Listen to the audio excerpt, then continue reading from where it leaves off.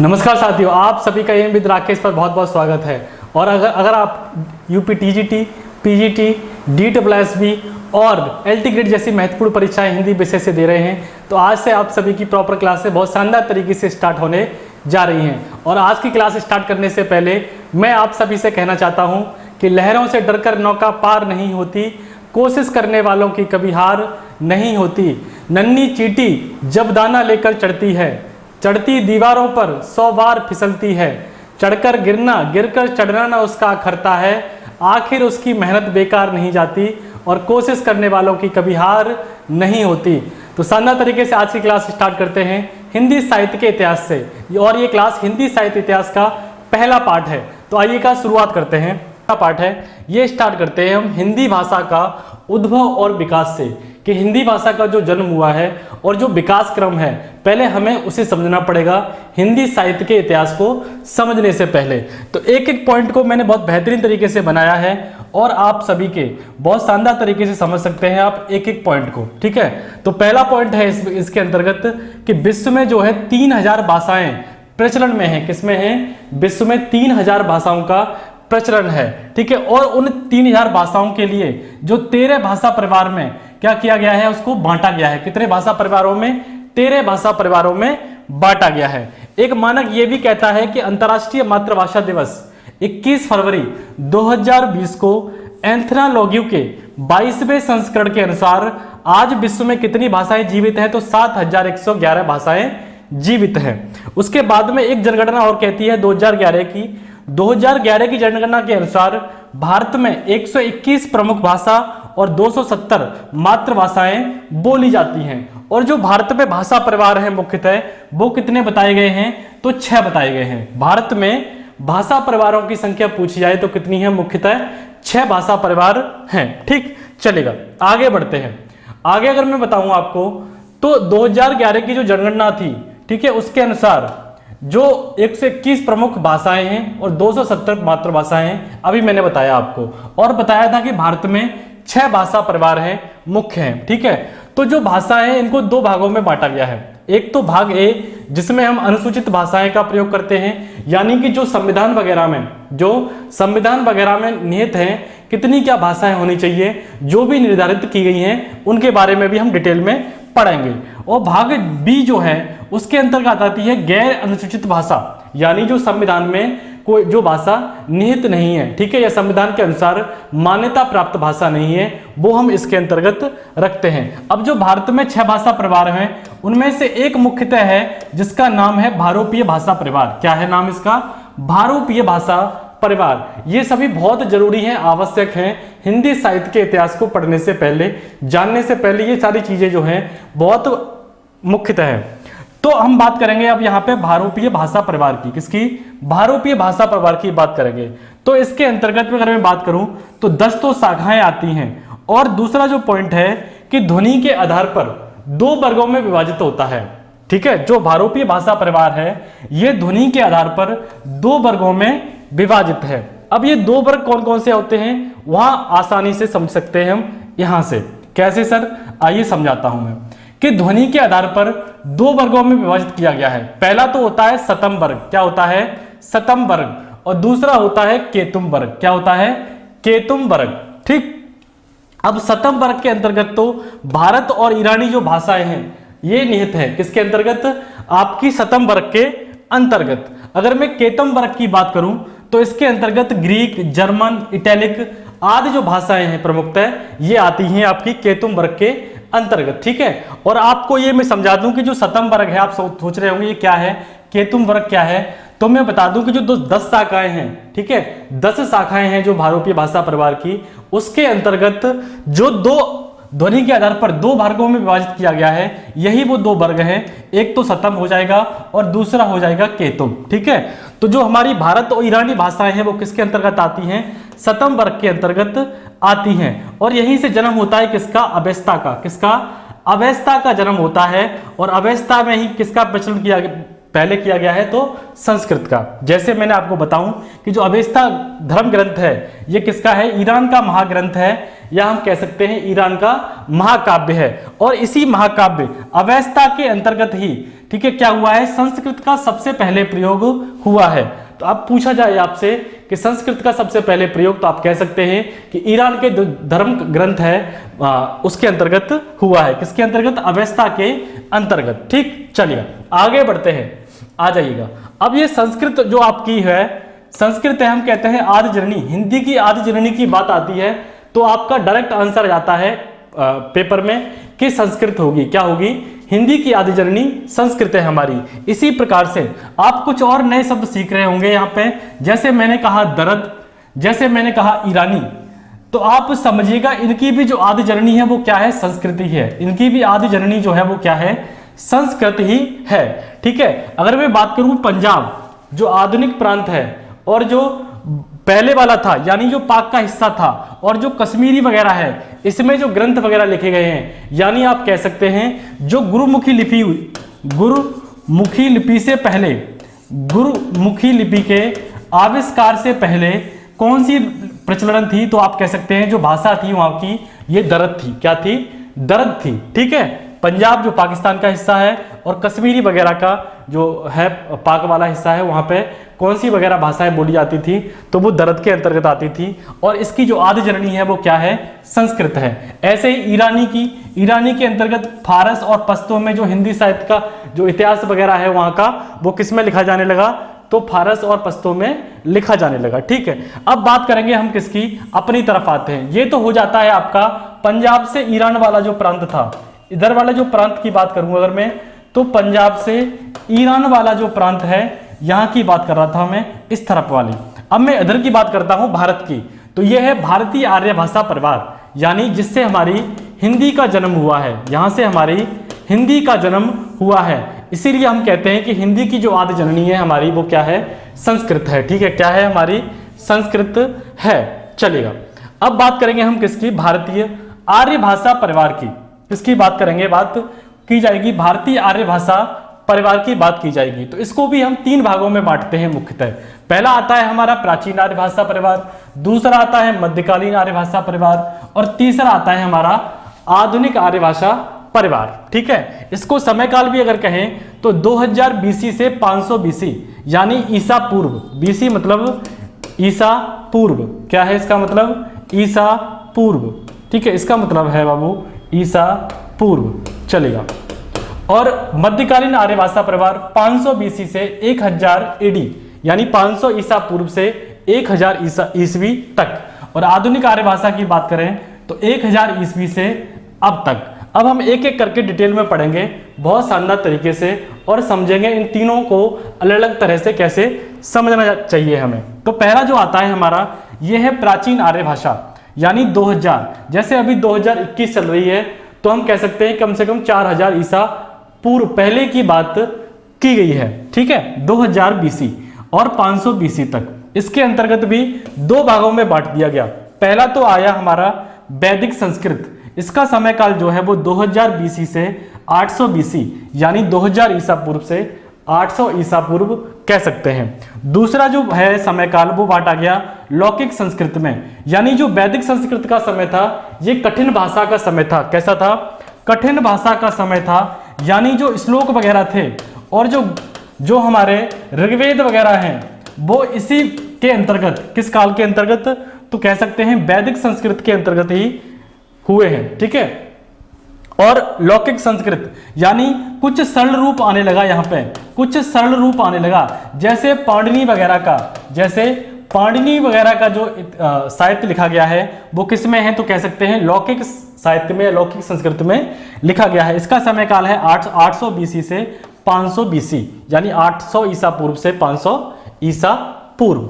अब बात करते हैं हम मध्यकालीन आर्य भाषा की। किसकी, मध्यकालीन आर्य भाषा की। इसका जो समय काल है ये 500 ईसा पूर्व से 1000 ईस्वी तक का समय काल है। अगर हम इसको डिवाइड करेंगे, इसके समय को, मध्यकालीन आर्य भाषा को, तो कैसे कैसे करेंगे। पहला जो पार्ट है ये पाली, क्या कहलाया, पाली, यानी इसको हम प्रथम प्राकृत या फिर प्रथम देश भाषा, प्रथम लोक भाषा भी कहते हैं। इसको क्या क्या कहते हैं, प्रथम देश भाषा या प्रथम लोक भाषा भी कहते हैं। ठीक है, प्रथम देश भाषा या फिर कह सकते हैं प्रथम लोक भाषा भी कहते हैं हम प्राकृत को, ठीक है। इसका जो समय काल है वो 500 बीसी से 1 ईस्वी तक है, यानी 500 बीसी से 1 एडी तक। दूसरा आता है हमारा प्राकृत।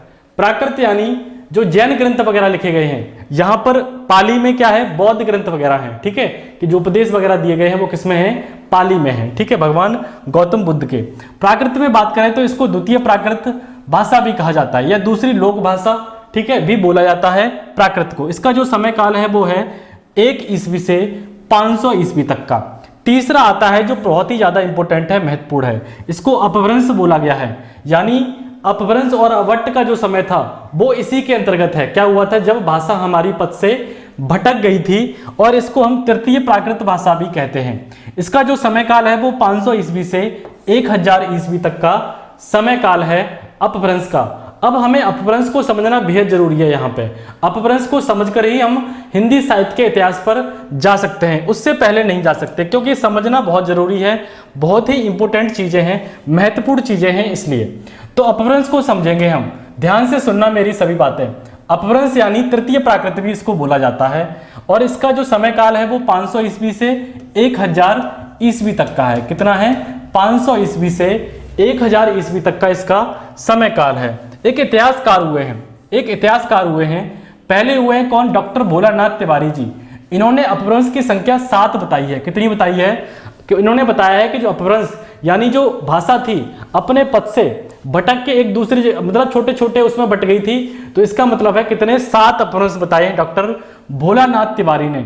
दूसरे जॉर्ज ग्रियर्सन जी हैं, इन्होंने कहा है कि 5 उपभाषाएं होती हैं, और 5 उपभाषाओं की 17 बोलियां हैं। 5 उपभाषाओं की 17 बोलियां हैं, बताया गया है किसके द्वारा, जॉर्ज ग्रियर्सन के द्वारा, ठीक है। अब आगे देखते हैं, एक एक करके समझना बहुत शानदार तरीके से, कि इन्होंने जो 7 अपभ्रंश बताए हैं डॉक्टर भोलानाथ तिवारी जी ने, ये कौन कौन से हैं, ठीक है, और ये जो बताए गए हैं ये कैसे हैं। जैसे हम लोग ज्योग्राफी में जो मैप वगैरह पढ़ते हैं, ठीक है, मानचित्र वगैरह देखते हैं, तो उसमें जो राज्यों के अलग अलग हिस्से होते हैं, तो उन्हीं राज्यों के अलग अलग हिस्सों के अनुसार ही अपभ्रंश को बांटा गया है, ठीक है। जैसे पहला है सौरसेनी अपभ्रंश, दूसरा है जो मगध का क्षेत्र था, है ना, प्योर मगध का क्षेत्र, उसको बोला गया है मागधी अपभ्रंश। तीसरा है अर्ध मागधी, यानी मगध के क्षेत्र से थोड़ा सा दूर का जो आसपास का एरिया था उसमें बांटा गया अर्ध मागधी अपभ्रंश। और जो पहाड़ी क्षेत्र थे वहां पर खस अपभ्रंश, पंजाब वाला था जो पैसाची, सिंधी वाला ब्राचड़, और मराठी वाला जो था हिस्सा उसमें महाराष्ट्रीय अपभ्रंश कहा गया, ठीक है। आसानी से समझ सकते हैं, बहुत शानदार तरीके से, कोई दिक्कत नहीं आएगी समझने में बिल्कुल भी, ठीक है। जॉर्ज ग्रियर्सन जी महाराज जी हुए हैं, इन्होंने कहा है कि 5 उपभाषाएं होती हैं, और 5 उपभाषाओं की 17 बोलियां होती हैं। अब एक बात तो आपको समझ में आ गई होगी कि जो उपभाषाएं हैं वो हमारे अपभ्रंश से ही विकसित हुई हैं, अपभ्रंश से ही विकसित होकर क्या बन गई हैं, उपभाषाएं बन गई हैं। जैसे मैं समझाता हूं एक एक करके, ध्यान से समझना मेरी बातें। जैसे मैंने कहा सौरसेनी अपभ्रंश, इसी के अंतर्गत से 2 उपभाषाएं निकली हैं, और भी हैं जो मुख्यतः बताई हैं जॉर्ज ग्रियर्सन ने, मैं उनकी बात कर रहा हूं। तो पहली है पश्चिमी हिंदी और दूसरी है राजस्थानी हिंदी। जैसे इनके अंतर्गत जो बोलियां हैं, अब इनके उपभाषाओं से क्या निकलेंगी, तो इन उपभाषाओं से बोलियां निकलेंगी। क्या निकलेंगी, इन उपभाषाओं से बोलियां निकलेंगी। जैसे पश्चिमी हिंदी की बात करूं मैं, तो आप कह सकते हैं KBH, यानी हिंदी में बात करें तो कब है, ये किसकी बोलियां हैं, पश्चिमी हिंदी की बोलियां हैं। कैसे हो जाएगी आपकी कन्नौजी, क्या हो जाएगी, कन्नौजी। बी से हो जाएगी आपकी बुंदेली, क्या हो जाएगी, बुंदेली, ठीक है। इस कैसे हो जाएगी खड़ी बोली या कौरवी, खड़ी बोली या कौरवी भी इसका दूसरा नाम है। खड़ी बोली का दूसरा नाम क्या है पूछा जाए तो कौरवी है, ठीक है। बी से हो जाएगी ब्रजभाषा, क्या हो जाएगी, बी से, इस बी से हो जाएगी ब्रजभाषा, और एच से हो जाएगी हरियाणवी, क्या हो जाएगी, हरियाणवी। और हरियाणवी का दूसरा नाम भी कभी कभी पूछा जाता है, तो दूसरा नाम हो जाता है बांगरू, ठीक है, बांगरू। तो इस प्रकार से ये बोली आ जाती है 5। पश्चिमी हिंदी की कितनी, 5। राजस्थानी की हिंदी की बात करेंगे तो 4 बोलियां राजस्थानी हिंदी की हो जाती हैं। कौन कौन सी होती हैं ये देखते हैं। तो राजस्थानी हिंदी की जो बोलियां होंगी वो आपकी 4 हो जाती हैं। जैसे 4 दिशाएं हैं उसी तरह से, ठीक है। ये उत्तर आपका, ये दक्षिण, ये दक्षिण, ये आपका पूरब, और ये आपका पश्चिम, ये आपका पश्चिम। तो देखना उत्तर में बोली जाती है कौन सी? मेवाती। कौन सी? मेवाती बोली उत्तरी राजस्थानी की बोली है कह सकते हैं। दक्षिणी राजस्थानी की पूछी जाए तो मालवी।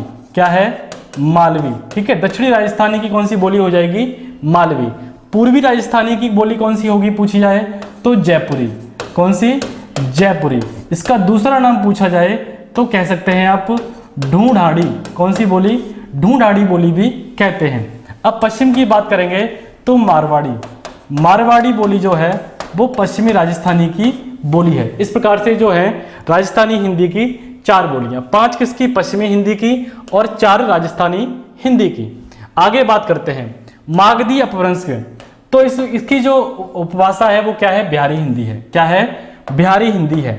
आप कह सकते हैं इनकी बोलियों की बात की जाए तो MMB क्या हो जाएगी? MMB। M से हो जाएगी आपकी मैथिली। M से हो जाएगी आपकी मैथिली और इस M से हो जाएगी मगही। इस M से हो जाएगी मगही और इस B से हो जाएगी भोजपुरी। क्या हो जाएगी? भोजपुरी। ये हो जाती हैं आपकी बिहारी हिंदी की 3 बोलियां। अब बात करते हैं अर्धमागधी अपभ्रंश की। इसके अंतर्गत जो विकसित हुआ है वो क्या है? हमारा उपभाषा पूर्वी हिंदी और इसकी जो बोलियां हैं वो कहलाती हैं ABC। क्या कहलाती हैं? ABC।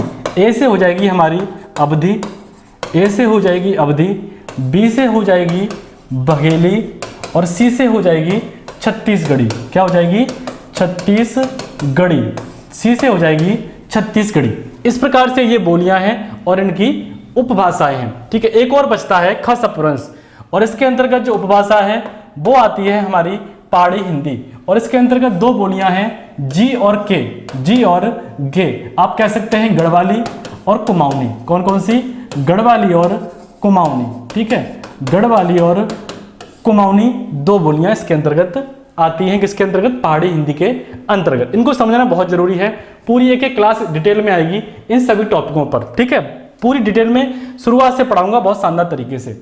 आधुनिक आर्य भाषा की बात करते हैं अब, जो आपकी तीसरी है। ठीक है, ये है 1000 ईस्वी से अब तक का जो समय है और इसको भी 3 भागों में बांटा गया है आधुनिक आर्य भाषा काल को। कौन कौन से में? प्रारंभिक काल, ठीक है, मध्यकाल और आधुनिक काल।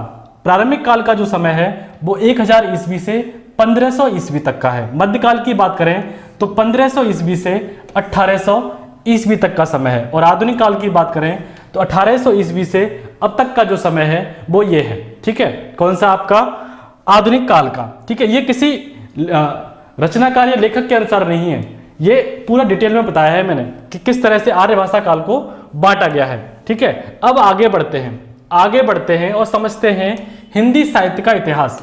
एक एक पॉइंट पर डिटेल में क्लास होगी पूरी शानदार तरीके से। बस समझते रहना क्या क्या बता रहा हूं मैं, उन बातों पर ध्यान देना बस।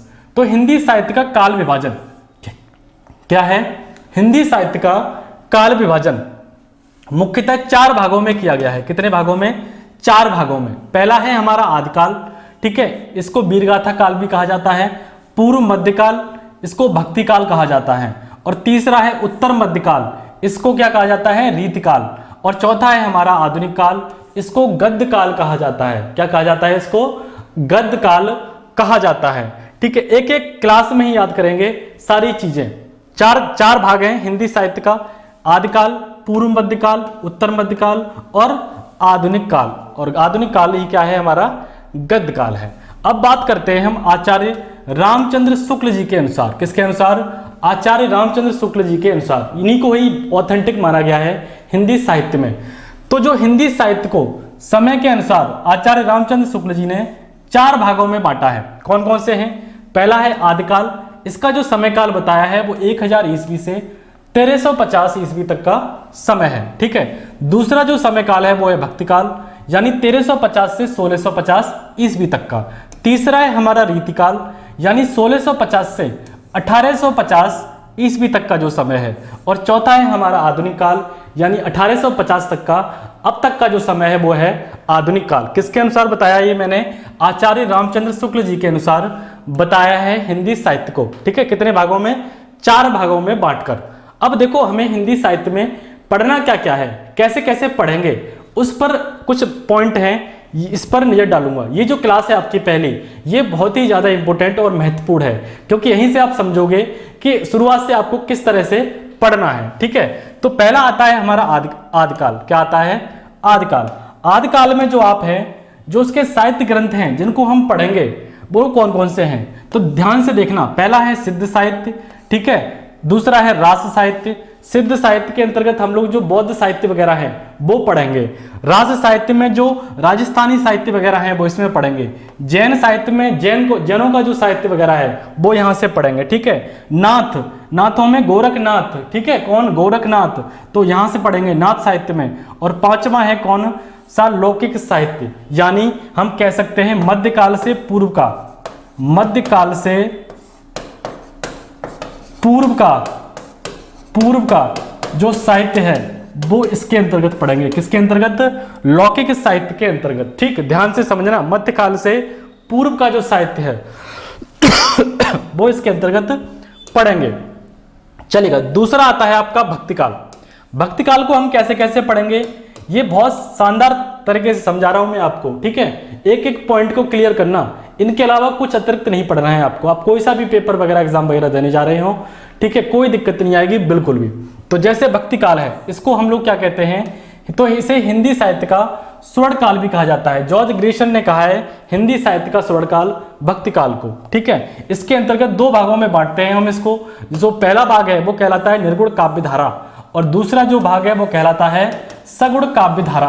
अब जो निर्गुण काव्य धारा है इसको भी हमने दो भागों में बांटा है। कितने भागों में? दो भागों में बांटा है।